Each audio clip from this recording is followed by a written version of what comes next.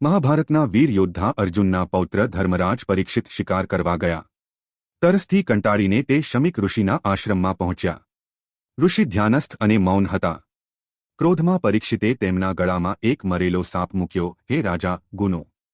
જ્યારે ઋષિના પુત્ર શૃંગીએ આ જોયું ત્યારે તે ગુસ્સે થયો અને શાપ આપ્યો, 7મા દિવસે સર્પ તક્ષક તમને ડંખ મારશે. પરીક્ષિતને આની ખબર પડી. તેણે પોતાના પુત્ર જન્મેજયને સિંહાસન સોંપી દીધું અને ગંગાના કિનારે બેસી ગયા.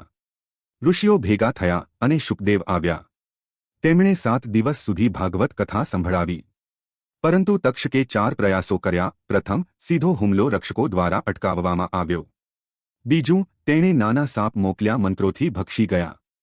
ત્રીજું, તે ઇન્દ્રલોક ગયો અને મદદ માંગી, તેને કંઈ મળ્યું નહીં.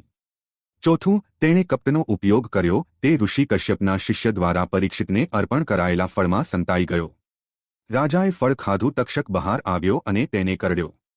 પરંતુ પરીક્ષિત, જેણે ભાગવતમ સાંભળ્યું હતું, તેને મુક્તિ મળી. સંદેશ: તમારા ક્રોધને કાબૂમાં રાખો અને ભક્તિથી તમારા જીવનને સમૃદ્ધ બનાવો. આ કથા કળિયુગમાં પણ પ્રેરણા આપે છે.